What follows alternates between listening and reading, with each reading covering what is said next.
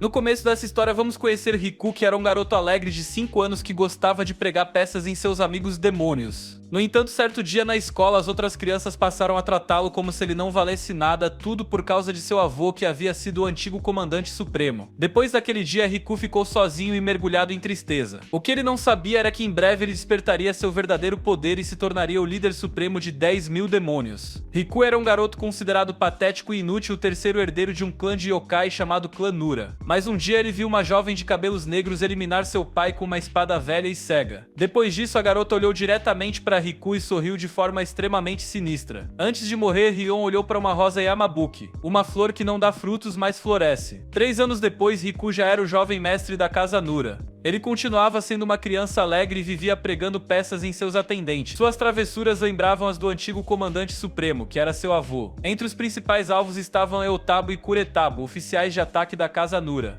Um dia, Riku perguntou ao avô Nura Rion se já poderia receber o título de terceiro herdeiro. O avô respondeu que ele deveria esperar até parecer mais com um verdadeiro yokai. Riku prometeu que se tornaria um grande líder yokai como ele. Na escola, Riku elogiava muito o avô e dizia que ele era o comandante supremo dos yokai, mas ele não sabia que o avô era conhecido por invadir as casas das pessoas, comer o que quisesse e causar muitos problemas. As outras crianças diziam que yokais eram apenas lendas criadas muito tempo atrás. Mais tarde, o avô levou Riku a uma reunião do Conselho dos Yokai, onde Riku ficou animado por ver tantos membros poderosos reunidos. O motivo da reunião era nomear o terceiro herdeiro do clã Nura e o novo comandante supremo. O Lord Gagus apresentou seu próprio nome como candidato, dizendo que ninguém era mais cruel que ele. Segundo ele, todas as crianças desaparecidas naquele ano haviam sido levadas por ele e jogadas nas profundezas. Riku ficou perturbado ao ouvir sobre ações tão cruéis pela primeira vez. O conselho começou a elogiar Gagus pelos feitos, chegando a declará-lo um exemplo de virtude yokai. Até o avô de Riku parecia orgulhoso, o que foi inacreditável para o garoto.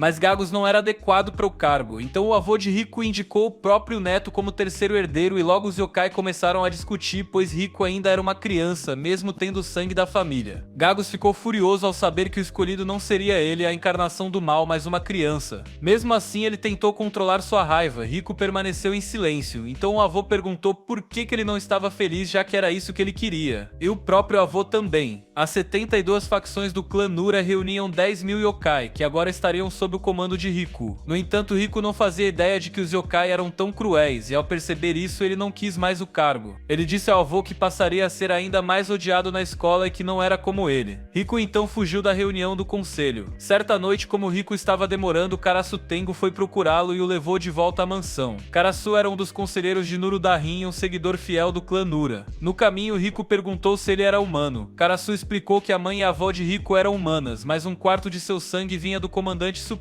Isso deixou Riku desapontado. Chegando à mansão, ele viu no noticiário que um deslizamento de terra havia soterrado um ônibus dentro de um túnel na cidade de Yukio. Era um ônibus escolar que levava seus amigos. Não havia resgate previsto, então Riku decidiu agir. Ajudar humanos era contra as regras dos yokai, e ele foi impedido. Isso deixou furioso e uma fumaça branca começou a envolvê-lo. Sua voz mudou e seu cabelo ficou branco e mais comprido. Isso nunca havia acontecido antes, e os yokai ficaram chocados. Riku sabia que ninguém o ouviria enquanto ele fosse humano, mas se ele se tornasse um demônio, poderia liderar todos. Seu sangue esquentava, era o sangue yokai despertando. Ele tinha herdado um quarto do sangue do comandante supremo, e agora tinha o direito de comandar. Enquanto isso, Gagus e seu exército se preparavam para eliminar os estudantes. Eles conseguiam ver os yokai e estavam apavorados. Quando Gagus se aproximava do ônibus, Riku apareceu e o atacou com uma espada. Gagus começou a sangrar e não acreditava que estava sendo derrotado por uma criança. Mesmo sendo um dos mais temidos, Riku reconhecia sua presença assustadora, mas não deixaria que os yokai sentissem prazer em eliminar os mais fracos. Riku declarou que se tornaria o terceiro herdeiro e lideraria todos. Ele mandaria uma mensagem a todos os yokai do mundo, deixando claro que ele era agora o senhor do caos. Gagus se opôs e Riku acabou com ele na frente de todos. Dharma, conselheiro da família Nura e membro do conselho, assistiu a tudo e entendeu o verdadeiro significado de ser o senhor da noite. Era alguém que causava temor até entre os humanos e usava o verdadeiro manto do medo. As crianças no ônibus estavam assustadas, mas passaram a ver Riku como um herói. O corpo de Riku então colapsou e voltou à forma humana num instante. 4 anos depois, alguns subordinados questionaram o comandante supremo sobre até quando ele pretendia continuar mantendo seu neto como substituto. Nura Hion acreditava que ninguém além de Riku poderia liderar os 10.000 guerreiros demônios do clã Nura como terceiro herdeiro, mas o conselho não aceitava essa ideia. Pelo que sabiam, Riku havia mostrado sua forma demoníaca apenas uma vez em 4 anos. Mas um dos membros do conselho, Juki, disse que o verdadeiro medo vinha quando um demônio escondia o próprio chicote, sugerindo que Riku era o verdadeiro senhor da noite. E quando Riku agarrasse esse chicote, seria o dia em que o verdadeiro medo o envolveria. Certo dia, Zen foi visitar Riku. Zen era um pássaro venenoso que fazia remédios, amigo de infância e irmão de juramento de Riku. Ele havia perdido o contato com a família por um tempo e veio ver o terceiro comandante. Juki explicou que Riku ainda não havia assumido o comando e que toda vez que o assunto surgia, Riku ficava mal-humorado. Ao chegar da escola, Riku ficou feliz ao ver Zen. Zen pediu desculpas por não ter participado das reuniões gerais, mas Riku disse que aquilo era apenas coisa de demônios. Zen o repreendeu, dizendo que ele não deveria falar assim, pois um dia se tornaria o mestre de todos os demônios. Mas Riku respondeu que não podia herdar o cargo, pois era humano.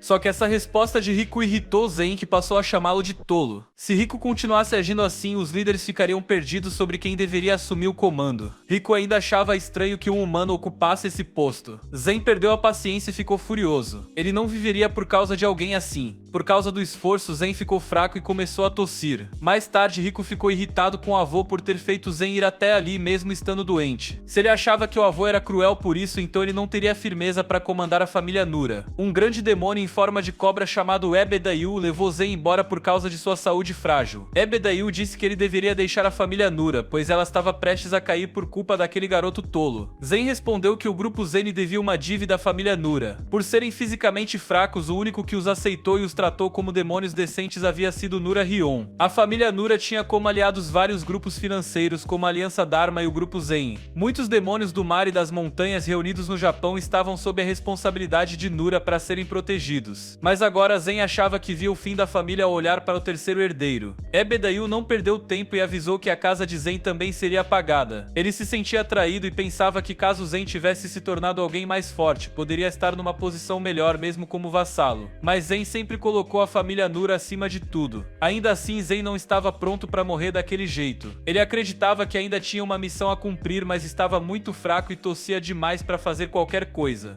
Ebedayu então se transformou em uma cobra gigante e atacou Zen, mas foi impedido por Karasu Tenjin. Riku apareceu para salvar Zen em sua forma demoníaca. Ele viu tudo e disse a Ebedayu que se ele tivesse ao menos 1/1000 da retidão de Zen, teria poupado sua vida. Com um único golpe, Riku cortou Ebedayu ao meio. Zen, que não reconhecia aquela forma demoníaca, perguntou quem era. Karasu respondeu que era Riku, deixando Zen surpreso. Riku então declarou que aceitaria o cargo de terceiro comandante. Karasu achava que aquilo seria em vão, pois pela manhã Riku voltaria à forma humana e esqueceria tudo. Na reunião geral em que Riku também estava presente, Nura Hion declarou que o motivo do encontro era fortalecer a família. Ele anunciou a candidatura de Nura Riku como terceiro comandante. Foi algo repentino, já que até então ele levava tudo na brincadeira. Mas agora Riku estava pronto para assumir. Ele agradeceu a todos por terem comparecido à reunião em um dia tão especial conhecido como Tenki Shijutsu. Depois ele pediu desculpas por estar falando de uma posição tão elevada. E finalmente Nura Riku aceitou o cargo de terceiro comandante. Algum tempo depois, Hihai, que era um dos membros do conselho, informou a Nura Hion sobre o incidente no território do Gato Monstro. Hihai acreditava que era apenas mais um grupo rebelde imitando o grupo Kuzo, então não havia motivo para preocupação e garantiu que cuidaria disso pessoalmente. No entanto, pouco tempo depois, o clã descobriu os corpos de Hihai e de outros 9 membros na floresta. Foi um choque para todos, já que Hihai era conhecido por sua força, mas mesmo assim tudo indicava que ele havia sido eliminado com facilidade. Por outro lado, na escola, Riku viu Karasu Tenjin correndo visivelmente aflito. Mais tarde, ele foi informado de que seu avô estava desaparecido, mas isso não era incomum, pois Nura Hion costumava sumir por um tempo. Ainda assim, o acontecimento recente envolvendo Hihai aumentava a preocupação. Riku decidiu investigar o caso. Correndo de volta para casa depois da escola, ele acabou esbarrando em um estudante que parecia estar esperando por ele. De alguma forma, aquele garoto já sabia quem Riku era e afirmou que eles eram parecidos, ambos jovens e cheios de talento. Ele disse que embora Riku tivesse tudo desde o início, agora ele próprio estava decidido a tirar tudo de Riku. Prometeu que reuniria mais medo que ele. Riku não entendeu o que aquilo significava. Enquanto isso, Kana, a amiga humana de Riku, estava sendo incomodada por um estudante chamado Inugami, que tinha uma língua semelhante à de um cachorro. Antes que ele pudesse fazer algo pior, o outro estudante o chamou. De repente, enquanto eles se afastavam, os dois foram cercados pelos 7 peregrinos, líderes dos deuses demônio da região dos 88 templos sagrados de Shikoku. Na reunião que acontecia na mansão, os presentes discutiam a confusão causada por um certo grupo. Riku reconheceu que se tratava dos 7 peregrinos que ele havia visto no outro dia. Havia a suspeita de que eles poderiam ter matado Hihai e os outros membros. Ainda que não houvesse certeza, era uma possibilidade. A ameaça real era que os humanos ainda não sabiam da existência dos demônios. Mas com aquele grupo agindo sem restrições, isso poderia mudar rapidamente. Eles perguntaram a Riku o que fariam a seguir.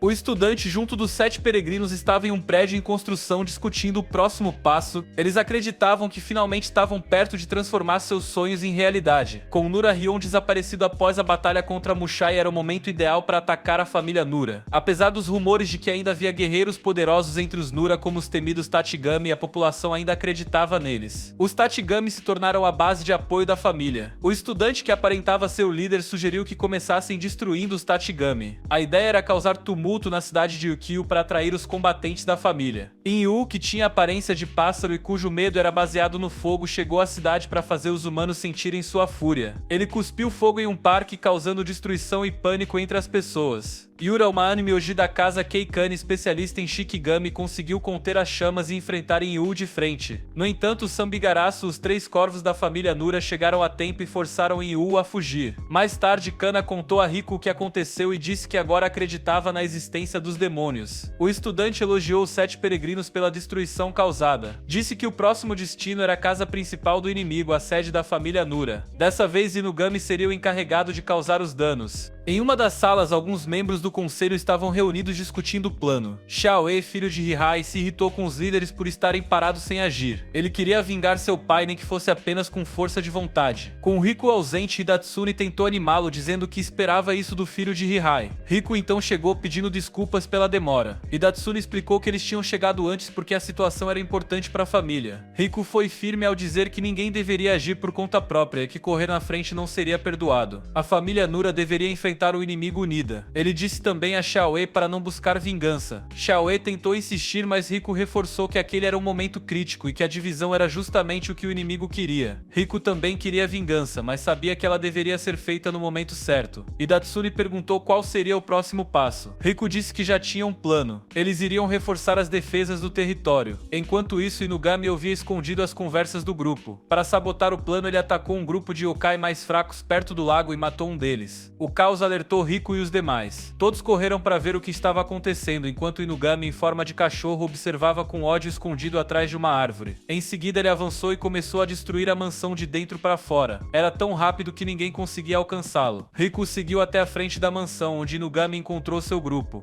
O estudante se apresentou como Tanuki Tamezuki, líder dos 88 deuses demônio de Shikoku. O pai dele era o chefe das 800 casas dos Tanuki. Riku perguntou por que ele estava fazendo aquilo. Tamezuki respondeu que queria reunir mais medo que Riku para poder superá-lo. Antes de ir embora, ele ordenou que Inyu incendiasse a mansão. O pássaro cuspidor de fogo lançou suas chamas e o telhado começou a queimar. Riku impediu que alguém fosse atrás deles. E o Tabu, mesmo com sua enorme força, não conseguiu conter as chamas, mas Kappa, que dominava o medo da água, conseguiu apagar o fogo usando a água do lago. No dia seguinte, todos os yokai ajudaram a reforçar as defesas da mansão. Inyu e Tamezuki conversavam sobre o pânico que causaram e o fato de que os Nura ainda não haviam descoberto as ações de Sodomogi-sama. Quando descobrissem, já seria tarde demais. Sasami fez um relatório ao conselho. Ela contou sobre um assassinato recente, o de Motanai Obeiki, de 3 guarda-costas do clã Obeiki. O ataque aconteceu no momento em que a segurança estava baixa, durante o trajeto de volta da casa principal. Foi uma emboscada. O conselho ficou chocado. Isso significava que havia alguém de dentro ajudando o inimigo. Riku acalmou a todos dizendo que isso ainda não estava confirmado. Ele deixou a investigação nas mãos de Karasu e ordenou que todos ficassem atentos. Enquanto isso, Yura detectou uma aura demoníaca em uma parte da cidade de Ukiyo. Uma mulher idosa passou por ela e Yura a chamou. A senhora se ofendeu por ter sido chamada de velha, o que a irritou profundamente. Ela usou o próprio cabelo para atacar, mas Yura conseguiu se defender rapidamente. Ao perceber que Yura não era uma pessoa normal, a mulher preferiu fugir para não chamar atenção. Ela correu até o final da rua e desapareceu na curva, mas mesmo assim, Yura conseguiu rastrear a aura demoníaca e chegou até a casa dos Nura. Lá ela encontrou colegas de classe que estavam estavam treinando. Riku perguntou se ela tinha vindo para o acampamento de treinamento, mas Yura explicou que estava atrás de um demônio e acabou chegando até a casa dele. Riku logo perguntou se ela havia feito algo, pois sabia que ela era de Shikoku, e então Yura contou como tinha ficado frente a frente com aquela mulher. Mais tarde, Karasu mostrou a Riku imagens feitas pelas sombras que revelavam Kajibariana. Por ordem do jovem mestre, eles começaram a investigar os becos demoníacos até que eles encontraram uma mulher na loja de Beiknico. E após investigá-la, eles descobriram que ela se encontrava com frequência com membros do Alto Conselho da família Nura, o que fez Riku entender toda a situação imediatamente. Aquela mulher sabia dos movimentos do grupo de Shikoku graças às informações passadas a ela. Karasu estava furioso por alguém ter invadido o território deles e feito os membros parecerem tolos. Para lidar com ela de forma adequada, em seguida Riku assumiu sua forma demoníaca e eles partiram rumo à loja. Dentro da loja, Hidatsun compartilhava detalhes importantes das reuniões do conselho, enquanto Kajibariana, visivelmente alterada, estava repousando quando Riku chegou em frente ao local. Ele viu um fio longo de cabelo feminino e ao tocá-lo o fio se rompeu. No mesmo instante, Kajibariana percebeu que alguém havia invadido seu território. Ela sentiu a aura do medo e começou a tremer. Antes que fosse capturada, ela fugiu, o que fez com que Riku ordenasse que seus oficiais a perseguissem. Enquanto isso, Hidatsun foi levado de volta à mansão. Os líderes o repreenderam por ter compartilhado assuntos importantes da família com aquela mulher. Riku reconheceu que ele não tinha agido por mal, mas também afirmou que não deveria ter sido tão imprudente. Hidatsun ficou furioso e todos o culpavam, pois eles acreditavam que os problemas da família vinham da própria fraqueza porque a liderança parecia incapaz de unificá-los. Yura caminhava sozinha quando novamente sentiu a aura demoníaca. Kajibariana havia retornado em busca de vingança. Yura atraiu até uma área abandonada para evitar que a cidade sofresse maiores danos. Kajibariana questionou por que uma Amuji estava colaborando com um aliado demoníaco. Yura negou e disse que jamais faria algo tão horrível, mas não havia mais espaço para conversa. Kajibariana pretendia mostrar a força de uma das 7 peregrinas. Yura também não recuaria, pois havia jurado destruir todos os espíritos malignos do mundo. Então nessa hora, Karasu Tengo informou a Riku que haviam encontrado Kajibariana em combate e todos correram para o local. Yura usava seu Shikigami para contra-atacar, mas devido ao ferimento que havia sofrido, ela estava fraca. Aproveitando a oportunidade, Kajibariana envolveu Yura com seus cabelos e tentou apertá-la, mas ela foi impedida pela família Nura. A força de Riku era tão intensa que fez Kajibariana sentir medo. Ela tentou enfrentá-lo, mas até mesmo a sombra de Riku tinha uma presença tão imponente que cortou os cabelos dela, que eram sua arma. Riku disse que não a mataria, pois queria que ela levasse um recado a Tamezuki avisando que ele não deveria mandar uma mulher fazer seu trabalho sujo. Kajibariana foi até Tamezuki e relatou tudo o que havia acontecido. Ela afirmou que Riku não era uma pessoa comum.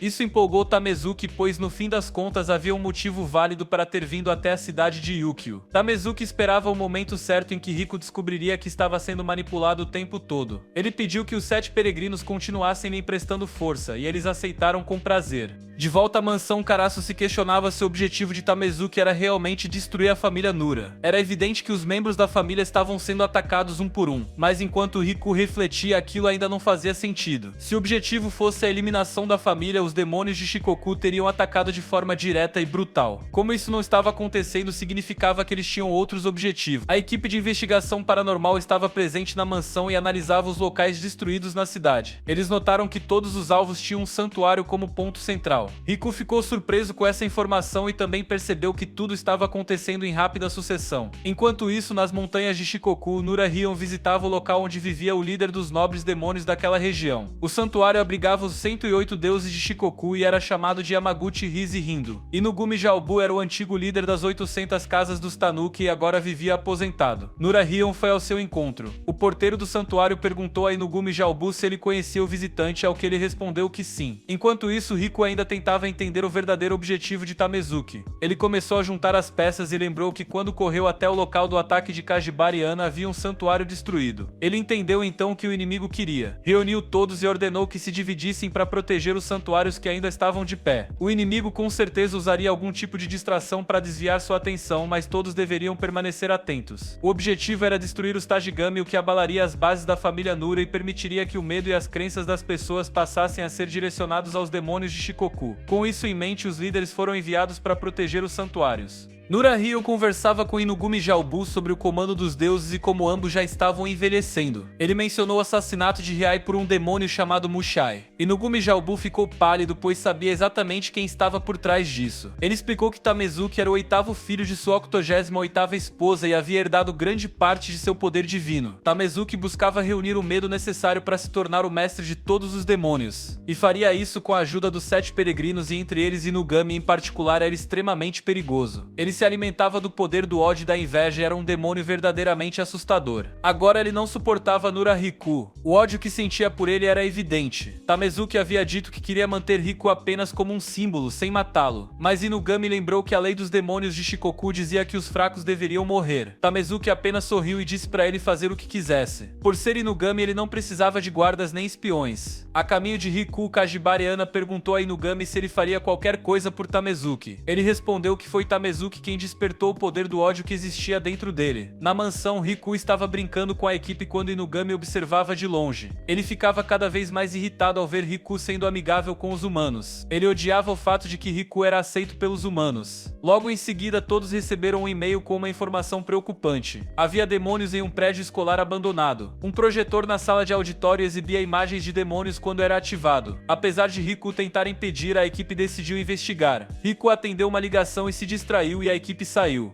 Na ligação, Inugami disse que queria matá-lo por ele estar escondido na mansão. Afirmou que o mais apropriado seria matar seus amigos próximos. Sabendo que Riku não permitiria que seus amigos morressem, aquilo era o cenário perfeito para atraí-lo. Riku entendeu que era uma armadilha, pois o e-mail fora enviado por Inugami. Ele correu o mais rápido que pôde até a escola abandonada. Por sorte, ninguém havia se ferido. Os garotos estavam na sala do projetor e Riku foi até lá para ver o que estava acontecendo. Quando ativaram o projetor, a silhueta de Inugami apareceu. Ele disse que não havia motivo para salvar os demônios, pois eles seriam devorados por outros demônios. Ele odiava o fato de Riku ser aceito tanto por humanos quanto por demônios, pois ele acreditava que os humanos jamais aceitariam os demônios. Mas Riku mostrou que ele estava errado. E então Inugami rasgou o projetor e emergiu dele, dizendo que os verdadeiros monstros eram os humanos, pois o trataram como se ele fosse uma aberração. Ele considerava Riku inferior e não o aceitava, pois o ódio que sentia o cegava. Felizmente, os oficiais da família Nura chegaram e conseguiram imobilizar Inugami antes que ele cometesse alguma imprudência. Riku agradeceu aos amigos por tê-lo salvado, o que deixou Inugami furioso. Ele acreditava que pessoas como Riku sempre eram privilegiadas e protegidas pelos outros. O ódio cresceu tanto dentro dele que o transformou num cão feroz. O passado de Inugami era doloroso. Ele havia tentado se adaptar à sociedade humana, mas foi extremamente difícil. As pessoas o chamavam de nomes horríveis e as garotas tinham medo dele. Naquela época, ele nem sabia que existia um mundo de demônios. Até que um dia foi encontrado por Tamezuki. Tamezuki o convidou para ser seu aliado, mas primeiro queria testar seu valor. Amarraram Inugami como um animal selvagem para testar seus poderes. Inugami acreditava que não tinha nenhum poder, mas Tamezuki disse que se fosse assim, teria que ser morto segundo a lei de Shikoku. O desejo de viver e de pertencer despertou a forma canina impressionante que ele tinha. Era um poder que crescia quanto mais ele odiava os outros. Tamezuki ficou satisfeito e o aceitou em seu grupo. Agora no presente, Inugami, como um cão furioso, atacava apenas Riku, mas antes que ele pudesse feri-lo mortalmente, Kubinashi, um amigo de Riku, prendeu com seus fios. Quanto mais ele se movia, mais apertado ficava. Mesmo assim, ele estava cego de ódio. Ele gritava que Tamezuki o havia transformado em um demônio de verdade. Acreditava que Tamezuki era superior a Riku, que se misturava com os humanos. Riku tentou convencê-lo de que estava sendo enganado por Tamezuki. Inugami sabia que Tamezuki era um tanuki terrível com uma calma falsa, mas mesmo assim lhe ofereceu um lugar de pertencimento. Riku disse que demônios e humanos não eram superiores nem inferiores uns aos outros, e isso deixou ainda mais descontrolado. Inugami se libertou das amarras e assumiu sua forma verdadeira de cão gigante. Ele começou a atacar os membros da equipe um por um até que restou apenas Riku. Ninguém viria salvá-lo. Quando o sol começou a se pôr, era hora do demônio se manifestar. Inugami jogou Riku violentamente no chão, acreditando tê-lo matado, mas Riku havia perfurado sua pata. Chamando de péssimo ator, Riku disse que ele deveria sair de cena. Quando Inugami atacou novamente, Riku cortou sua testa com rapidez. Inugami achava erroneamente que se tornar maior maior o tornaria mais perigoso. Incapaz de aceitar a força de Riku, ele fugiu. Riku perseguiu até um lugar antigo e abandonado, onde a batalha continuou. Riku cortou mais uma vez. Inugami revidou, causando um pequeno arranhão na sobrancelha de Riku. Com um golpe final, Riku destruiu a forma de cão de Inugami, fazendo-o retornar à forma humana. Antes que pudesse ser morto, Tamezuki apareceu. Ele disse que não podia deixar Inugami morrer ainda, pois ele era um aliado importante. Foi a primeira vez que Tamezuki viu a forma demoníaca de Riku e ficou impressionado. Reafirmou que roubaria todo o medo e se tornaria o verdadeiro líder, mas isso ficaria para outro momento. Assim ele foi embora com Inugami.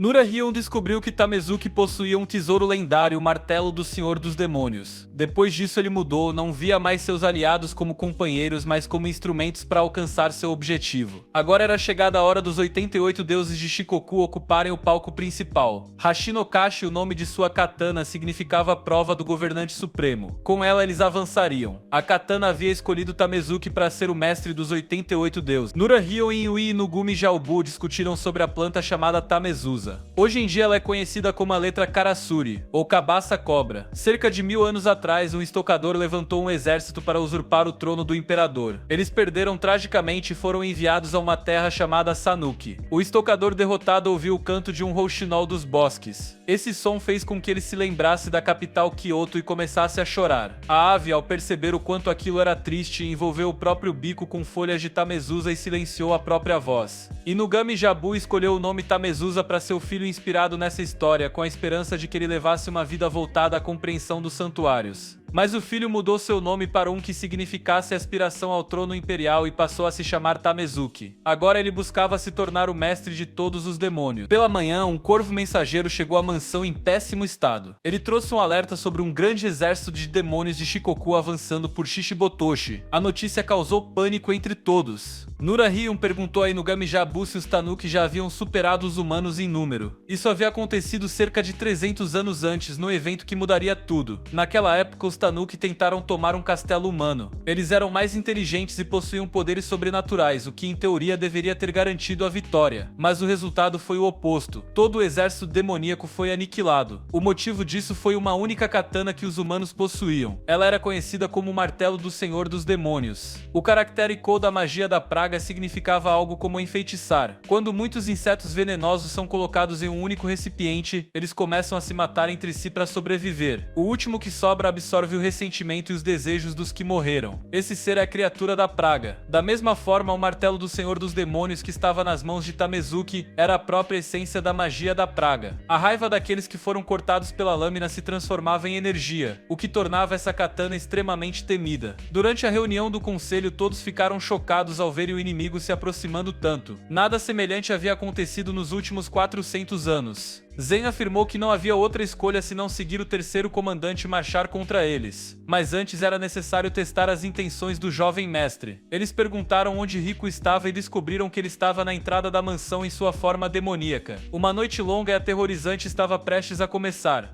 E então Riku, em sua forma demoníaca, junto aos demais membros do conselho, marchou em direção ao inimigo. Quando ficou frente a frente com a horda, Tamezuki demonstrou entusiasmo em revelar sua verdadeira forma. Ele se transformou em um demônio feroz com cabelos brancos longos e uma máscara branca. Chegara o momento de realizar seu antigo sonho de espalhar medo e tirar vidas. A batalha entre as hordas tumultuadas estava prestes a começar. Tamezuki pediu que seus companheiros sacrificassem suas vidas por ele. Chamou-os de fracos. E mesmo assim eles estavam prontos. Riku caminhava sozinho pelo campo de batalha sem medo. Tamezuki acreditava que tudo terminaria rapidamente, pois estava confiante demais. No entanto, o exército de Riku seguiu. Eles se juntaram à batalha. Sem ser notado por ninguém, Riku avançou diretamente em direção a Tamezuki. Este ficou surpreso ao ver que seu exército não o atacava mesmo estando diante deles. Em poucos segundos, Riku já estava sobre Tamezuki e desceu sua espada. Tamezuki conseguiu bloquear com sua própria lâmina ainda embainhada. Ele percebeu que Riku havia apagado completamente sua presença, deixando os inimigos incapazes de percebê-lo. Esse era o tipo de medo que Riku dominava, o mesmo que Nurihan. Tamezuki estava sendo pressionado sob a espada de Riku. Ao vê-lo ceder, seu exército tentou ajudá-lo, mas ao observar a espada de Riku, ninguém teve coragem de se aproximar. Foi nesse instante que Osuzun, Portal Noturno, surpreendeu Riku Riku. Ela era conhecida por criar escuridão total nos inimigos. Riku, num piscar de olhos, foi envolvido por uma treva densa. Tamezuki ordenou que o matassem. Riku não conseguia ver nada, mas lançou um feitiço, uma técnica mental serena que queimou os Yakai próximos até virarem cinzas. Tamezuki aproveitou a abertura e o perfurou na lateral. Disse que Riku deveria abandonar a luz e se juntar a ele nas trevas, tornando-se uma existência completa. Mas Riku recusou. A luz só brilha mais porque existe a escuridão.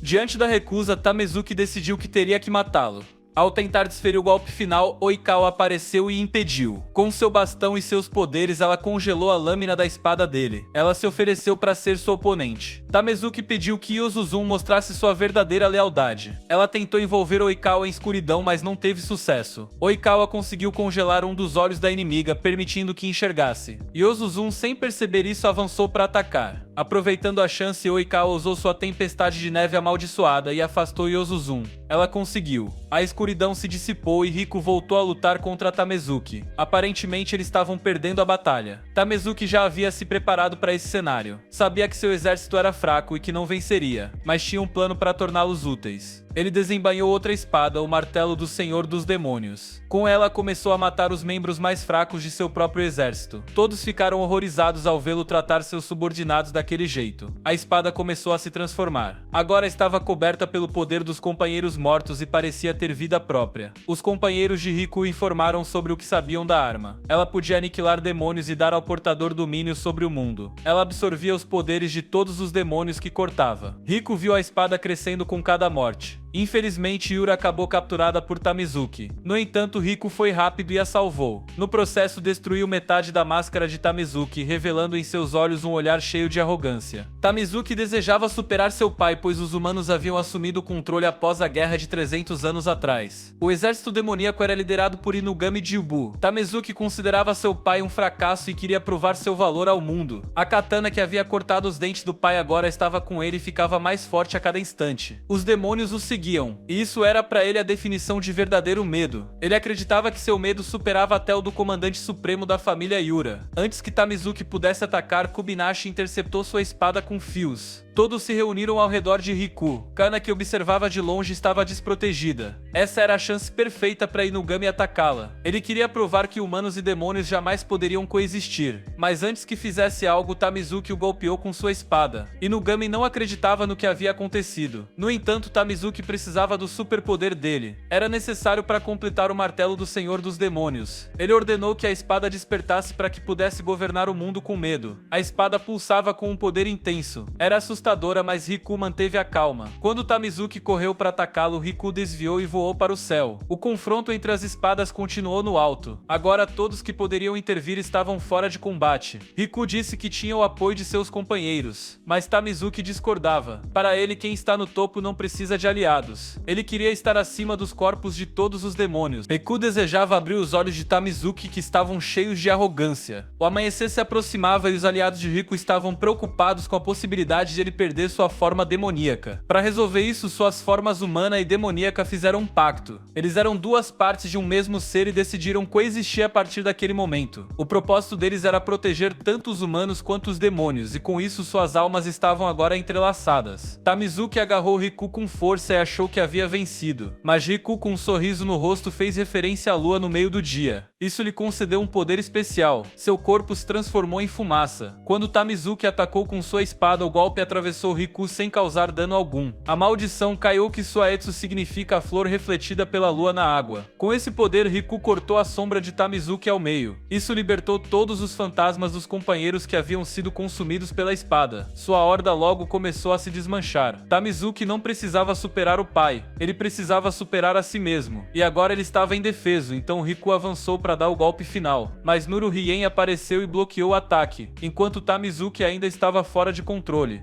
Ele queria usar a espada mais uma vez, ele queria estar de pé sobre o corpo de seu pai. Então ele se lançou ao ar, onde seu pai era segurado por dois corvos, mas Riku o atacou e a espada caiu da mão de Tamezuki. Riku disse que, assim como os outros que o seguiam por medo, ele os havia traído, mas que ao menos ele ainda podia carregar consigo aquele único demônio que o amava de verdade. Inugami Jabu pulou e aterrissou ao lado do filho. Ele o segurou e o prendeu, mas o fez com profundo carinho. Inugami Jabu então se curvou diante de Riku e Nuru Hien, o que deixou todos chocados. Ele pediu que perdoassem seu filho tolo, prometendo que faria com que ele pagasse por suas ações. emoções. Mais tarde, todos se reuniram na mansão. Riku e seu avô se sentaram à cabeceira. Eles iriam celebrar o início da Horda Selvagem do jovem mestre. Era também o início de uma nova e grandiosa fase para a família Nura. Yura, com os olhos vendados, praticava seus disparos de água, mas parecia um pouco desequilibrada. Ela ainda precisava melhorar. Riku foi visitá-la. Ele estava preocupado por não tê-la visto na escola ultimamente. Quando ela perguntou se ele estava sozinho, ele respondeu que todos estavam procurando por ela. Subitamente, o irmão mais velho de Yura apareceu. Pelo seu semblante, ele parecia furioso. Ele repetiu que a missão fundamental dos Ameoji era destruir os yokai. Ryuji era especialista em Shikigami. Sem aviso, ele atacou Riku com um Shikigami de água. Yura empurrou Riku para o lado e perguntou qual era o propósito daquela atitude. Ryuji perguntou quem era Riku. Yura respondeu que ele era seu colega de classe e um amigo próximo. Ryuji questionou se ela não sabia que ele era um yokai, algo que ela não queria acreditar. Ele continuou e perguntou o que eles deveriam fazer ao encontrar um yokai, então Ryuji criou um cão feito da água ao redor e ordenou que devorasse Riku. Mas Yura interveio e bloqueou o cão. Ryuji ficou em choque ao ver sua irmã, a Ameoji, defender um yokai. Yura pediu para que Riku dissesse que era humano e ele respondeu que sim. Riku viu o desespero nos olhos dela para salvar o amigo e por isso teve que mentir. Ela sorriu e disse ao irmão que Riku não era o inimigo. Isso deixou Ryuji ainda mais irritado. Proteger o yokai era contra as leis deles. Ela havia escolhido Riku em vez de seu próprio irmão. Sem perder tempo, ele atacou novamente com o cão. Yura mais uma vez bloqueou com seu Shikigami, mas isso a esgotou e ela caiu no chão. Ryuji deu um ultimato. Se ela não quisesse morrer, teria que voltar com ele. Riku, agora em sua forma demoníaca, agiu rapidamente e resgatou Yura de Ryujin. Ele não conseguia mais se conter ao ver alguém ferindo a própria família. Ele colocou Yura em um lugar seguro e se preparou para lutar. Ryuji abriu 2 frascos. Dele saiu uma fumaça que se transformou em flores mortais. Se tocadas, essas flores podiam derreter qualquer coisa. Ele também criou uma estrutura de água ao redor de Riku. Chamava-se Campo Triangular. Ele devorou Riku instantaneamente. Essa técnica levava anos para ser dominada. Yura ficou surpresa por Ryujin conseguir realizá-la, mas Ryujin estava enganado ao pensar que Riku havia morrido. Riku apareceu atrás dele segurando uma espada. Antes que Ryujin pudesse reagir, Riku o cortou. Ele caiu no chão. Subitamente, Mamoru, um parceiro de Ryuji, atacou Riku com um Shikigami, um pedaço de papel com um encantamento. A explosão atingiu Riku e ele foi derrubado. Yura temeu que ele fosse morto. Ela perguntou quem era aquele homem. Ryujin se levantou e disse que Mamoru era seu melhor amigo de infância, mas agora ele havia se tornado uma pessoa totalmente diferente, sem emoções. Eles iam matar Riku, mas quando Ryujin viu a espada que ele carregava, ficou chocado.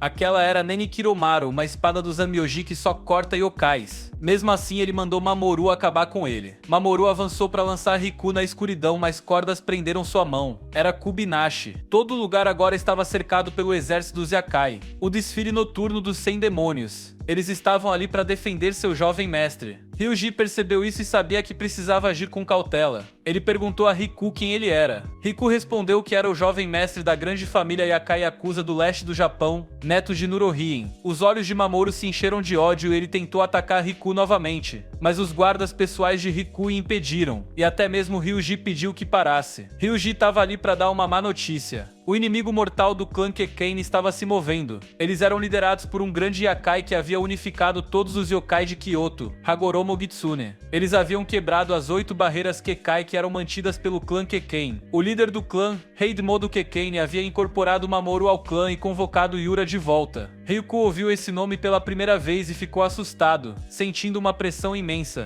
Antes de partir, Ryuji pediu a Riku que cuidasse da Nenikiromaru, mas Yura desmaiou por causa dos ferimentos. Ela foi levada de volta à mansão, onde recebeu o tratamento. Quando recobrou a consciência, correu para fora, agora sabendo que estava em uma mansão de yokai. No alto de um galho, sob a luz da lua, ela encontrou Riku. Ela se aproximou e pediu que ele respondesse se era humano ou demônio. Dependendo da resposta, ela decidiria se o mataria. Riku então disse que era humano durante o dia, mas um yokai à noite. Ele realmente parecia 2 pessoas, mas era apenas uma. Isso a convenceu e ela escolheu acreditar que ele era uma boa pessoa. Ela agradeceu por tudo que ele havia feito. Nurahion perguntou a Juki se o que Ryuji havia dito sobre Hagoromo Gitsune era verdade. Ele jamais imaginou ouvir esse nome novamente depois de 400 anos. Durante o período Keisho, 4 séculos atrás, muitos yokai jovens e ambiciosos se reuniram em Kyoto. Desde os tempos antigos era um centro de poder. Eles queriam ver quem reinaria soberano. Alguns yokai de Kyoto já tinham enfrentado o formidável exército dos Nura e sabiam que precisariam ficar mais forte para derrotá-los. A princesa Yo era conhecida como a curadora. Com apenas as mãos ela conseguia tratar qualquer doença. Seu pai, um homem ganancioso, lucrava com isso. Ela detestava essa prática pois queria ajudar de graça. Um Onioji chamado Kormitsu havia sido designado para protegê-la dos yokai malignos. Ele até deu a ela uma espada de exorcista capaz de matar yokai para que ela pudesse se defender. A espada ficava mais forte a cada inimigo derrotado. O jovem Nurahyun observava tudo e havia se apaixonado por sua beleza. Ele queria que ela fosse dele. Certa noite ele a levou para sua mansão. Ela não queria ir, mas ele prometeu que valeria a pena. Ele a carregou diante dos guardas, que não conseguiram vê-lo. Isso aconteceu porque seu medo havia se manifestado a ponto de deixá-lo invisível. Naquela noite ela aproveitou o tempo com os yokai na mansão. Ela o chamou de Ayakashi, outro nome para os yokai. Nurahyun perguntou se ela queria se casar com ele, pois seus sentimentos por ela haviam crescido com o tempo. De manhã, na casa dela, o pai recebeu a visita de demônios de Kyoto. Eles ofereceram uma grande quantia para levarem a princesa Yo. No entanto, pensando que ainda poderia lucrar mais se a mantivesse por mais tempo, ele recusou. Isso irritou os demônios, que o mataram e a sequestraram.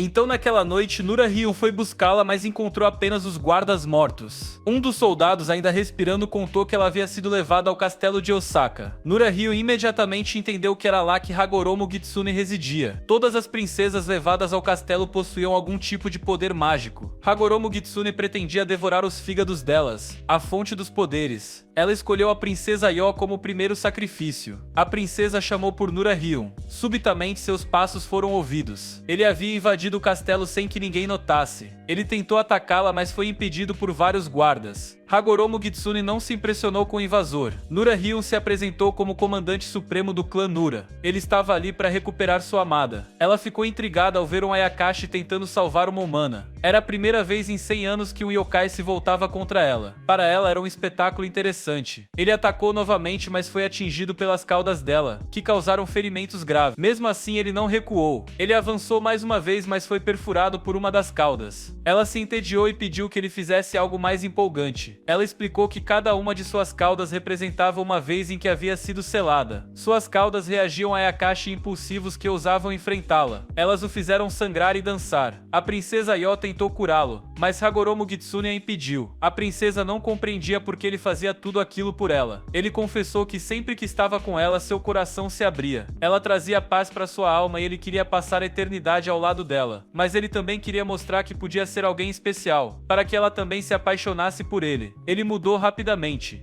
Hagoromo Kitsune percebeu que ele era uma pessoa diferente agora. Foi ali que a escuridão começou. Era o momento da batalha entre os Ayakashi. Nurahyun envolveu a si mesmo em trevas puras, de forma que Hagoromo Kitsune nem conseguia vê-lo. Como suas caudas reagiriam se não sabiam onde ele estava? Ele rapidamente a alcançou e a cortou. Isso fez com que a energia yokai dela escapasse pela ferida. Ela ficou devastada, pois havia passado anos reunindo aquela energia para seu filho ainda não nascido. Ela correu atrás da energia que escapava. Enquanto Nurahyun a perseguia, ela usou a cauda para arrancar o coração dele e devorou, para compensar a energia perdida. Ela se preparava para matá-lo, mas foi cercada por papéis amaldiçoados. Aidemoto havia usado o Shikigami Ragun, que possuía o poder dos 12 deuses ancestrais. Ele usou a espada para purificar o mal e derrotar a demônia. Os 12 deuses apareceram e aprenderam usando magia. Como ela havia perdido sua energia yokai, estava enfraquecida, o que facilitou o controle sobre ela. Aidemoto informou a Nurahyun que a espada usada para cortá-la havia sido forjada por ele. Ele então a usou uma última vez para parti-la ao meio. Antes de morrer, ela lançou uma maldição sobre toda a linhagem de Nurahyun, condenando-a pela eternidade. Hagoromo Kitsune havia sido destruída e Nurahyun se tornou o senhor do pandemônio. A princesa Yo tentava alcançar Nurahyun para curar seus ferimentos. Ela estava preocupada e decidiu que permaneceria ao lado dele pelo resto da vida. Ele havia derrotado os demônios de Kyoto e agora tinha ao seu lado uma bela esposa. Mais tarde ela se tornou a mãe de Rion, o segundo herdeiro.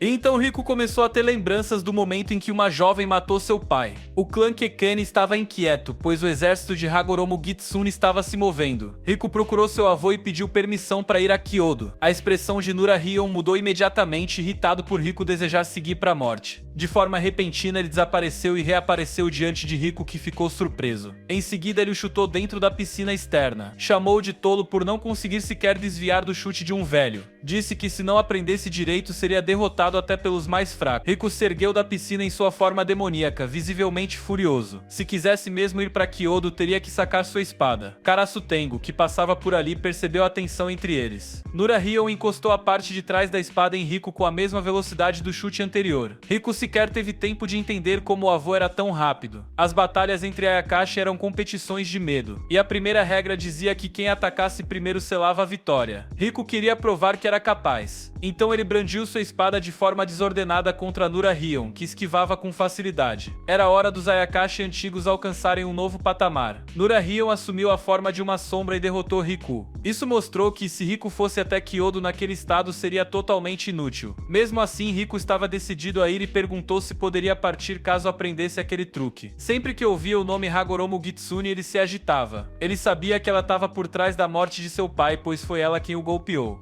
Nura Hion então começou a se perguntar se havia sido cauteloso demais ao criar Riku. Pediu então a Karasu Tengo que chamasse os membros da família Oshotono. Quando chegaram, Riku já dormia havia 2 dias. Quando acordou, se viu dentro de um grande caldeirão. Os yokai da vila se perguntavam se ele algum dia despertaria. Caso não acordasse em 1 hora, seria comido. Todos comentavam sobre o herdeiro do clã Nura e sua transformação noturna, dizendo que ele era fraco. O líder da vila se chamava Oga Kappa. Ele explicou a Riku sobre a existência da vila oculta chamada Tono, localizada na região nordeste do Japão. Disse que ele se tornaria um aprendiz e aprenderia a dominar a arte do medo. Inicialmente, Riku recusou, pois só queria ir para Kyoto, mas logo encontrou os treinadores chamados Amizu Awashima, Riera, Daioku e Taku. Taku informou aos outros que Riku não sabia como invocar o medo. Isso chocou a todos, tanto por ele ser neto de Nura Hion quanto por ser um yokai. Riku disse que sabia invocar o medo e foi desafiado a provar isso. Diante de Taku, ele se lembrou das palavras do avô. Para invocar o medo era necessário manter o coração calmo e límpido. Essa era a técnica conhecida como Meikaio Shizu. Ele tentou e conseguiu invocar o medo, desaparecendo da visão de todos. Todos ficaram impressionados por ele ter conseguido manifestar o medo com sucesso. Taku então mostrou como invocar o medo, mas também revelou sua técnica secreta, capaz de destruir o medo do oponente. Ele concentrou o medo em suas foices e as usou para cortar as árvores ao redor. O golpe também feriu levemente Riku. Era uma técnica que destruía o medo usando outro medo. A história dos yokai eventualmente deu origem a uma técnica de combate anti-yokai. Na Vila Tono, ela era conhecida como possessão. Era o próximo nível dos Ayakashi. Riku ficou tão impressionado que pediu a Taku para ensiná-lo.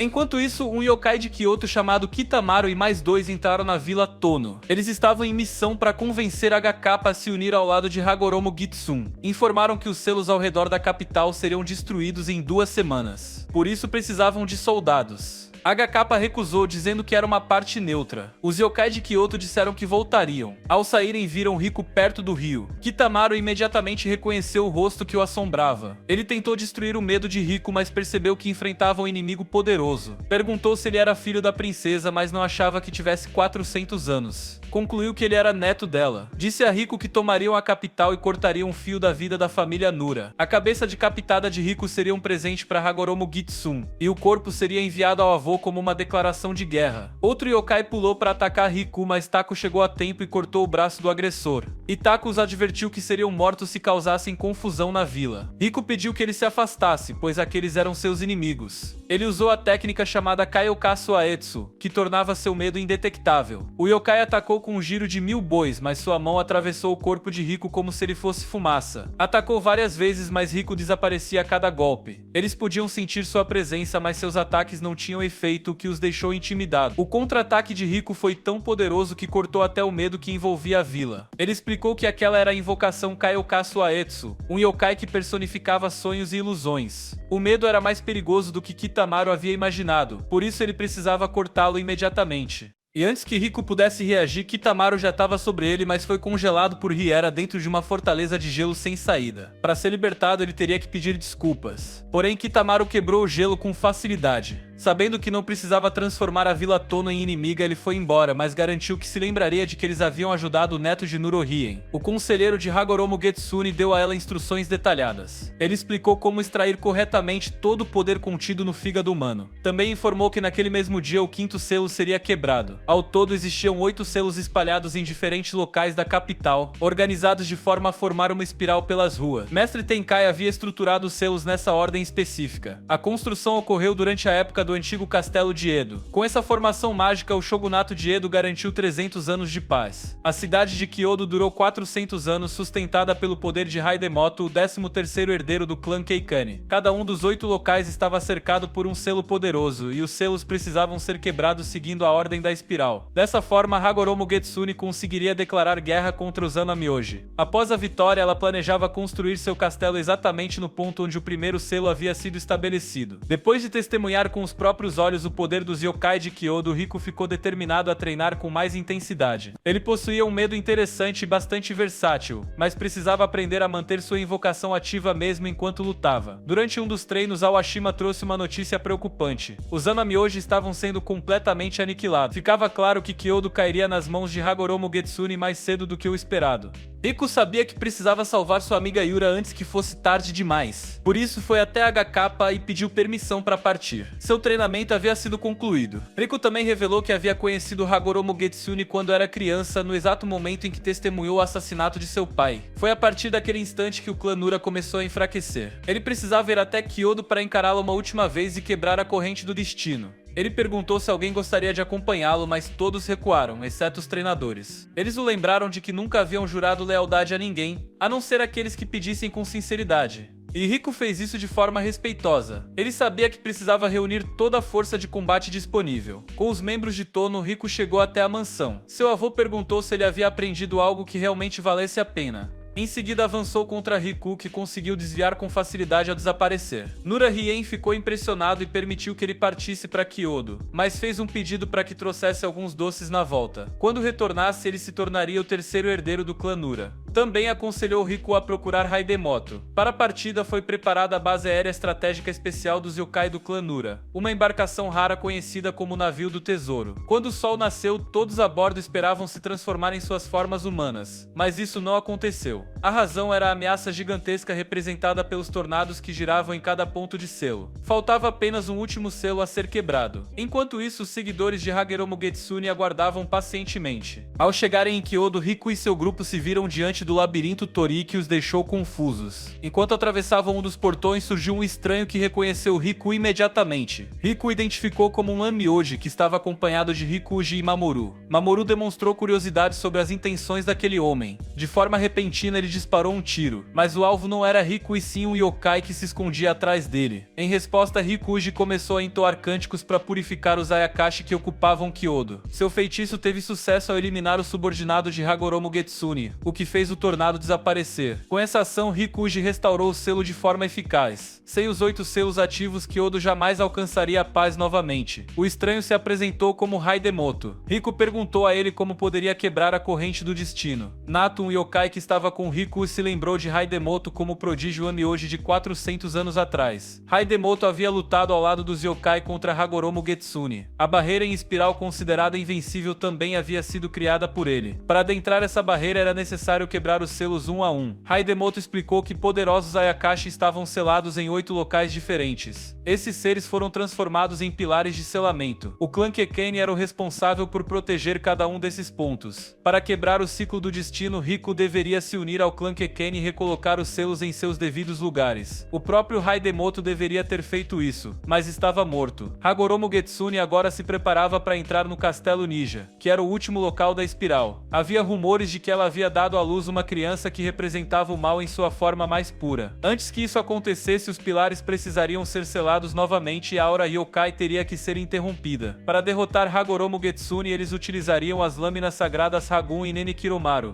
Até que de repente um poderoso yokai foi ouvido se aproximando e ele destruía dezenas de yokai menores enquanto avançava. Esse ser imponente se chamava Toshai Gumo. Ele possuía 4 braços e se movia com velocidade relâmpago. Rapidamente chegou até Riku e declarou que estava ali para enfrentar oponentes fortes. Apontando para alguns dos presentes, desafiou qualquer um que tivesse coragem suficiente para enfrentá-lo. Riku pediu que seus companheiros recuassem e declarou que ele mesmo enfrentaria Toshai Gumo. Riku então utilizou a arte secreta chamada Kaiokasui. Riku havia dominado a técnica em Tono. Essa técnica permitia que ele permanecesse indetectável. No entanto, o segundo ataque de Toshai Gumo foi forte o bastante para rasgar o medo de Riku. Com apenas um chute, Riku foi arremessado para longe. Seu medo não surtiu efeito algum. Os outros correram para tentar ajudá-lo, mas Toshai Tsushigumo não prestou atenção em mais ninguém além de Riku. Seus punhos colidiram com o corpo de Riku, causando ferimentos graves. Todos acreditaram que Riku havia sido derrotado. Yura pensou em intervir, mas Haidemoto a impediu. Ele explicou que enfrentavam um inimigo tão poderoso que não conseguira derrotá-lo, apenas selá-lo. Depois que todos os yokai haviam desaparecido há séculos, Tsushigumo continuava sendo um dos poucos que permaneciam livres e perigosos. Haidemoto conseguiu enganá-lo e colocá-lo para dormir, mas ele sabia que Tsushigumo jamais esperava ficar selado por 400 anos. Agora parecia que o yokai destruiria tudo que encontrasse pela frente. Após um longo espancamento, todos pensaram que Riku estava morto. Tsushigumo aguardava o próximo oponente. Quem se apresentou foi Oikawa. Ela estava furiosa com o que Tsushigumo havia feito com Riku e queria se vingar. Tsushigumo atacou com seu enorme punho. Ela tentou revidar com seu vento gelado, mas não era páreo para ele. A força do golpe a lançou para longe. Riku correu para resgatá-la, impedindo que ela se ferisse fatalmente na queda. Ela ficou feliz por vê-lo vivo antes de desmaiar. Riku estava tão furioso que só conseguia enxergar a raiva. Pensando que se o inimigo queria destruir o desfile noturno dos 100 demônios, teria que fazer isso por cima do seu cadáver. Tsushigumo ficou impressionado ao ver que Riku ainda estava vivo, mesmo com todo o medo que sentia. Ele avançou para atacá-lo enquanto os subordinados feridos observavam em silêncio. Mas a aura yokai de Riku havia desaparecido completamente. Isso significava que ele estava em sua forma humana. Mesmo assim, apenas com sua força de vontade, ele decidiu atacar. Todos tentaram impedi-lo. Tsushigumo era o tipo de yokai que não temia nada. Ele podia destruir sozinho o desfile noturno. Mesmo assim, Riku conseguiu cortar um dos dedos do monstro. Aquilo parecia impossível. A técnica utilizada foi Nenekiromaru. Agora os ataques de Tsushigumo pareciam não surtir mais efeito. Riku passou a atacar sem parar, mas se perdesse, seus subordinados não seriam capazes de usar seus próprios poderes, pois o medo de Tsushigumo era justamente a destruição completa do desfile noturno dos 100 demônios. Tsushigumo começou a se entediar. Ele decidiu ir embora em busca de presas mais interessantes, depois de regenerar rapidamente o dedo perdido. Riku não queria desistir nem perder em um lugar como aquele. Afinal, ele era o comandante. Tsushigumo não conseguia entender por que não estava conseguindo derrotar Riku. No entanto, Riku ainda estava em sua forma humana, e esgotado acabou desmaiando. Todos ficaram aliviados por ele ao menos estar vivo. A Goromo Kitsune se aproximou de Riku quando ele ainda era uma criança, mas ela ficou horrorizada ao perceber que o pai de Riku havia se envolvido com uma humana. O sangue de Riku era indecifrável. Ela declarou que a maldição da raposa jamais desapareceria, que a linhagem de Nura Rion cairia inevitavelmente. Ela tentou esfaquear o jovem Riku, mas o pai dele entrou na frente e foi atingido. Riku fugiu. Mais tarde ele viu sua mãe chorando e ficou sem entender o que havia acontecido com ela. Em outro momento ele estava lutando contra Tsushigumo novamente, mas sua espada não causava nenhum dano, e aquilo era como um pesadelo.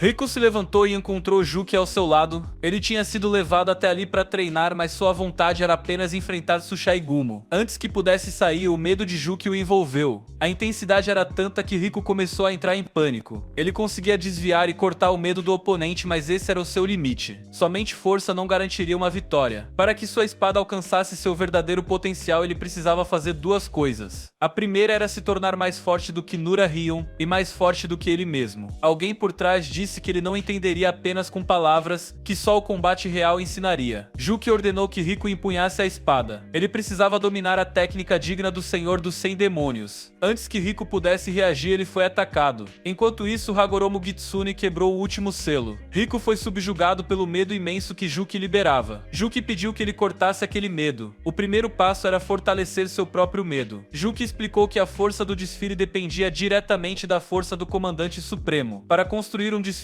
verdadeiramente invencível, ele precisava se tornar extremamente forte. Somente assim o poder retornaria para ele. Por isso, Riku tinha que superar seu avô e também superar a si mesmo. Mas havia um problema. Riku era 3/4 humano. O treinamento de Juki exigia que ele aceitasse sua identidade humana. A era mais forte do clã Nura foi justamente quando o pai de Riku governou, sendo metade humano. Ele precisava abandonar a ideia de que os humanos eram fracos e aceitar quem ele realmente era. A segunda coisa que ele precisava fazer era se tornar forte de verdade. De repente, ele foi atacado por aquele mesmo indivíduo que havia dito a Juki para lutar com ele. Riku se esforçou ao máximo para enfrentar os dois poderosos yokai, mas enfrentar dois oponentes ao mesmo tempo era demais, e ele caiu. O outro homem tentou finalizá-lo por considerá-lo fraco demais, mas Juki o impediu. Aquilo não fazia parte do acordo que haviam feito. O homem obedeceu, mas o confronto ainda não havia terminado. Quando Riku despertou, Zen estava ao seu lado. Ele cuidou dos ferimentos de Riku usando pomadas que havia preparado. Zen explicou que estava ali para tratar o corpo de Riku durante o treinamento intenso. Riku pediu desculpas por ser fraco, mas recebeu um tapa de Zen. Ele era o comandante supremo e podia fazer o que quisesse. Zen também avisou que Juki voltaria ao amanhecer para continuar o treinamento. Riku ficou pensando nas duas técnicas que precisava aprender. Zen contou uma história sobre sua família. Disse que eles sempre seguiram a família Nura nas batalhas e abriram suas asas venenosas para protegê-los. Zen então mostrou suas belas e venenosas asas para Riku, que ficou impressionado. Aquele era o medo dele e ele queria usar esse medo para lutar ao lado de Riku. Riku se sentiu grato por Zen e pelas palavras que lhe deram força para continuar. Quando o sol nasceu, Juki aguardava Riku retornar da floresta. Apesar de estar cético e sabendo que Riku poderia fugir, ele apareceu determinado como sempre. Naquela noite ele comeu bem depois de um dia de treino pesado. A única coisa em sua mente era a espada capaz de tocar Tsushai Gumo. O treinamento só acontecia nas manhãs quando Riku ainda estava em sua forma humana. Mas de repente a cabana foi invadida por yokais menores. No início todos pensaram que se tratava de uma sessão antecipada de treinamento. No entanto, estavam enganados. Aqueles yokais tinham ido até lá com a intenção de matar Riku. Eles o atacaram imediatamente, mas Riku cortou o medo com facilidade e derrotou a maioria deles. Ele pediu que Zen fugisse, mas Zen insistiu em ficar e lutar ao seu lado. Depois de uma discussão acalorada, Riku concordou que ele poderia ficar.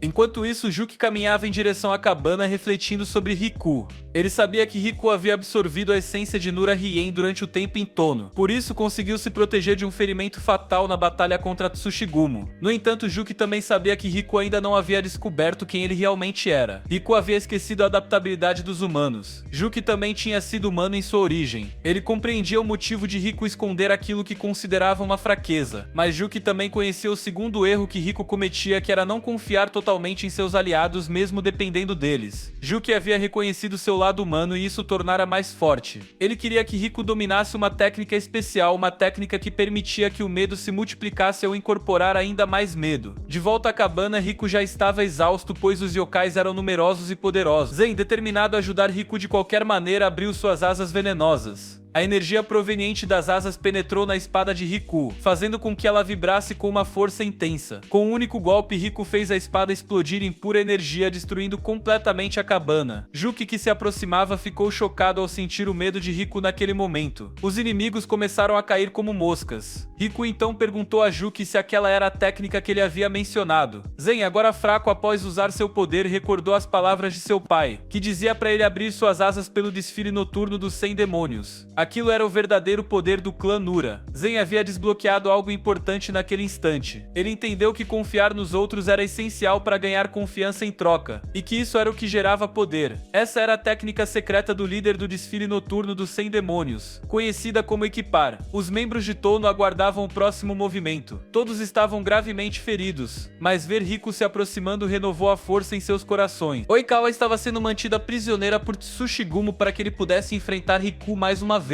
Para ele, Riku era um dos poucos oponentes realmente interessantes. Riku entrou no local com força total. Ele desapareceu e reapareceu atrás de Oikawa para resgatá-la. Ele avisou Tsushigumo de que dessa vez ele iria matá-lo. Oikawa estava prestes a chorar porque também queria ser útil. Ela não queria recuar, mas sim protegê-lo de frente. Ela não suportaria ver Riku sendo ferido como havia acontecido na última batalha. Riku disse que ela não precisava mais protegê-lo, mas que ele precisava de seu desejo, de sua força, de seu coração e de seu corpo. Ela confiou tudo isso a ele. A força de Riku foi multiplicada, e ele desafiou Tsushigumo. Sua espada agora estava revestida com o poder do gelo, que era o medo de Oikawa. Com um único golpe, ele cortou os dedos de Tsushigumo. O gelo começou a se espalhar por todo o braço do inimigo e o destruiu por completo. Essa técnica foi chamada de equipar a ameixeira vermelha sob a neve. Tsushigumo percebeu que se não lutasse com seriedade seria morto por aquela espada. Por isso ele isolou Riku, criando uma barreira ao redor dele. Ele queria Riku só pra si porque após centenas de anos Riku era o único oponente capaz de igualá-lo em combate. Mesmo assim, Zen e Oikawa saltaram para dentro da barreira para ajudar. Enquanto ele não destruísse Riku, não poderia destruir o desfile noturno. Tsushigumo zombou da situação, dizendo que só haviam 3 entre 100, mas ele estava errado. Mais 3 se juntaram a Riku, Itaku, Amizu e Awashima. Os membros de Tono também se tornariam sua força. Riku ficou feliz por receber a ajuda deles. No entanto, como ele ainda não conhecia o medo de Awashima, ela não podia compartilhar seu poder com ele naquele momento.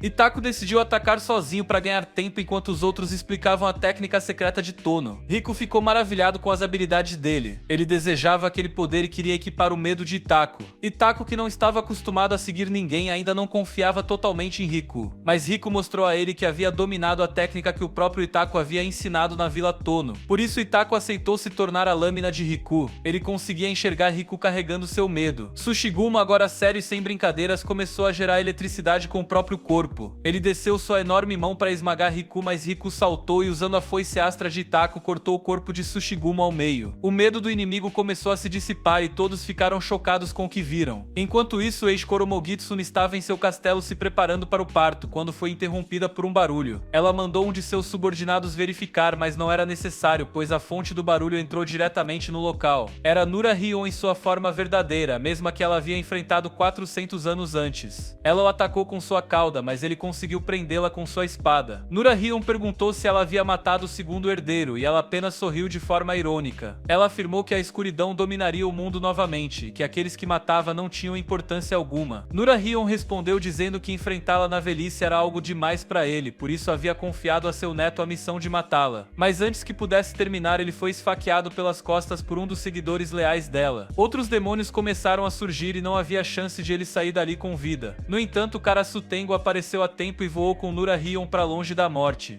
Do outro lado, Tsushigumo disse a Riku que ninguém o havia feito se ajoelhar desde Nura. Ele revelou que era o misterioso Kyodo Yokai que todos comentavam. Ele era um Ayakashi e também um humano que governou as trevas em Kyodo 1000 anos atrás. Além disso, ele era um Anmyoji. Enquanto costurava seu rosto cortado pela metade, ele disse que gostaria de dormir até que Nura renascesse. E então ele partiu. Riku havia vencido, mas não sentia que tinha sido uma verdadeira vitória, pois acima deles uma tempestade se formava. Kitamaru ordenou a seus demônios que procurassem Nurarion, que provavelmente não teria ido muito longe com aquele ferimento. Depois ele informou Josie, conselheiro de Hagoromo Gitsune, sobre o início do trabalho de parto. Porém, Kitamaru também foi informado de que a Rua do Rio estava ocupada pelo desfile noturno dos 100 demônios. Riku, o comandante supremo, estava ali e de repente o castelo onde Hagoromo Gitsune estava desabou sob uma massa gigantesca. Ela estava sentada no topo, repetindo que podia sentir Seimei, seu filho. A massa tomou a forma de um bebê recém-nascido. O filho do mal absoluto estava prestes a nascer, e Josie se mostrava animado com isso. Até aquele momento tudo havia saído conforme o planejado. Havia muito tempo. Humanos e trevas coexistiam, mas os humanos já não conseguiam mais viver de forma digna. Eles haviam sido corrompidos pela própria natureza egoísta. As criaturas das trevas haviam sido traídas por eles. Por isso ela decidiu preencher o mundo com algo totalmente maligno, sem qualquer traço de impureza. E ela então pediu que seus servos protegessem o bebê. Ele precisava de proteção. Isso significava que Nu ainda não podia lutar. Ele precisava estar completo, pois originalmente havia sido um humano. Aquele era o momento certo para acabar com ele. Então Riku aproveitou a oportunidade e decidiu enfrentar Hagoromo Gitsune. Quando ficou cara a cara com ela, o pior pesadelo de Riku se confirmou, pois foi ela quem havia matado seu pai. Ela percebeu que era novamente alguém do sangue de Nurarihon interferindo em seus planos. Ela questionou por que todos daquela linhagem insistiam em atrapalhar a criação de um mundo governado pelos Ayakashi. Riku perguntou se foi por esse motivo que ela matou seu pai. Mas ela começou a ser atormentada pelo rosto de Rihon e não conseguia entender por que isso acontecia. Riku, agora empunhando milhares de lâminas, estava em seu auge. Tsushigumo sugeriu que Hagoromo Gitsune enfrentasse Riku, pois aquela batalha parecia inevitável. Ele se ofereceu para cuidar de Nu enquanto isso. Quando eles colidiram, ela entendeu por que Kitamaru havia perdido para Riku. No entanto, com um único movimento, ela destruiu todas as espadas de Riku. A lâmina nem sequer a tocou. Kuro apareceu e disse a Riku que criasse uma oportunidade para se aproximar dela e o liberasse no momento do ataque. Kuro atacaria todas as 9 caudas dela e Riku, aproveitando a abertura, cravaria a Nenekiromaru em seu corpo principal. Mas isso custaria a vida de Kuro, e ele estava disposto a dá-la pela causa de Riku. Riku avançou com suas 1000 espadas, mas elas destruiu novamente com as caudas. Ainda assim, Riku conseguiu se aproximar e cravou a espada em seu coração. Embora a lâmina tenha penetrado, ela não causou nenhum dano. Até mesmo Nurarihon havia tentado esse truque antes. Com a espada presa, Riku não conseguiu evitar o golpe brutal dela. Ela o atingiu com a espada das 3 caudas, ferindo-o gravemente. Em seguida, o perfurou mais uma vez para tomar seu fígado. Mas nesse instante ela teve um flash da lembrança de quando apunhalou Rihan. Riku a fez errar o golpe ao segurar a espada com as próprias mãos. Ela ficou impressionada com a habilidade de Riku e sua capacidade de escapar. No entanto, ela ainda pretendia tirar o sangue e o fígado dele. Riku perguntou quando foi que ela se tornou Hagoromo Kitsune, pois se lembrava dela desde a infância quando ela sorria com felicidade. Ele estava falando com a parte humana que existia nela. Ela havia reencarnado várias vezes em corpos humanos, então Riku sabia que poderia haver uma parte dela que ainda se lembrasse da infância, mesmo que a parte Ayakashi não o fizesse. Ele começou a contar sobre o momento em que a viu entre as pétalas caindo. Ela teve outro flash de memória e ficou apavorada. Estava confirmado. Era ela mesma. Ela começou a enlouquecer. Tantas reencarnações a haviam distanciado daquela memória, então as palavras dele não deveriam significar nada. Mesmo assim, ela continuou atacando Riku. Ela era mais forte do que ele e percebeu que ele estava perdendo energia rapidamente. Ela o perfurou com a lança das 4 caudas e o prendeu com um pilar. Sem poder se mover, ele não conseguia usar seu medo como arma. Enquanto observava vulnerável, ela se lembrou do rosto de um menino de 5 anos. Os destroços que caíam da massa gigante exibiam suas memórias. Ela ficou paralisada de medo, mas foi abalada pela aparição de seu filho.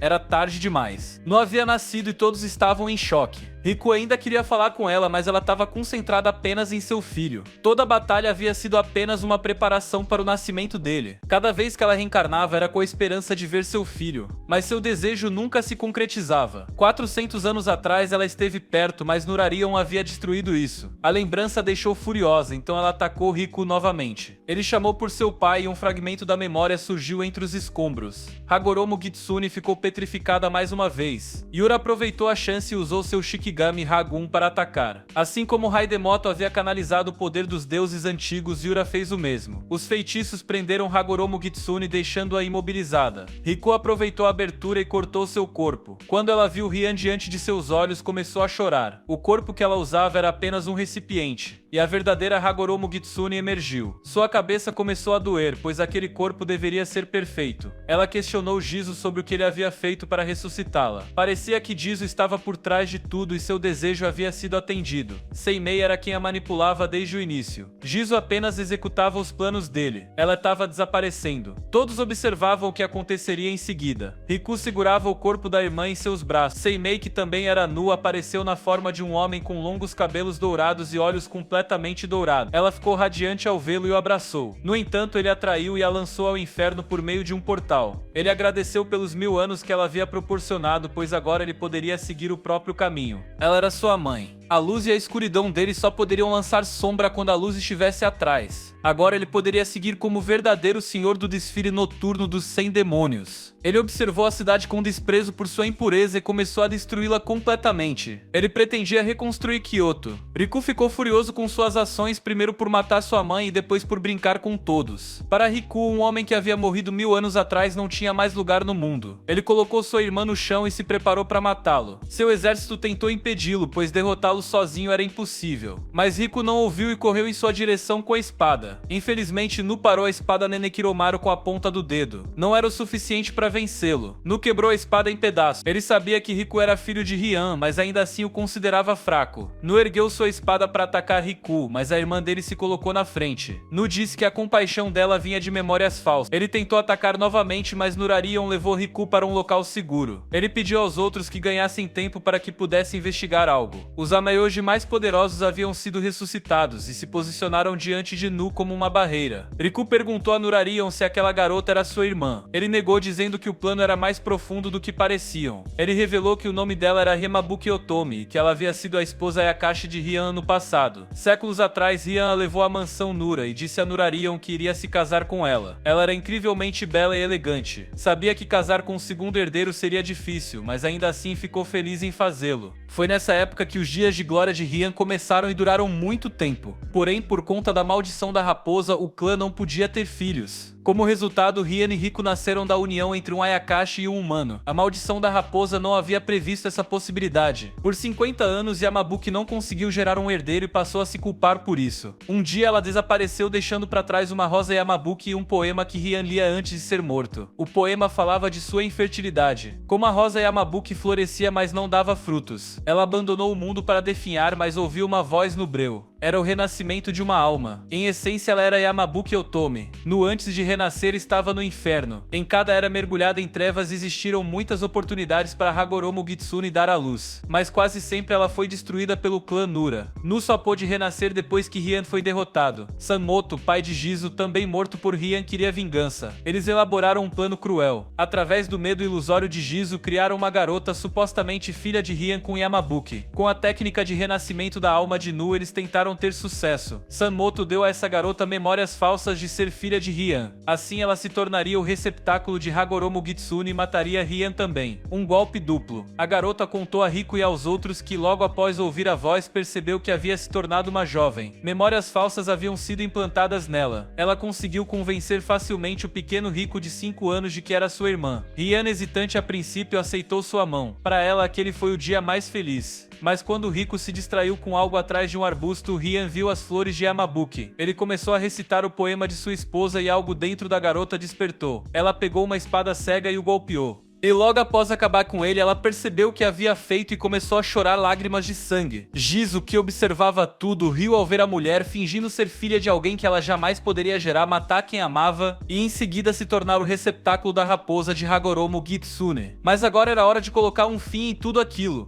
Riku se virou para Nu, que sem mover um músculo o atacou. Nu declarou que aquele era apenas o início de um mundo onde humanos e Ayakashi se fundiriam, e o mundo do caos seria destruído. Um mundo onde as trevas dominariam a luz.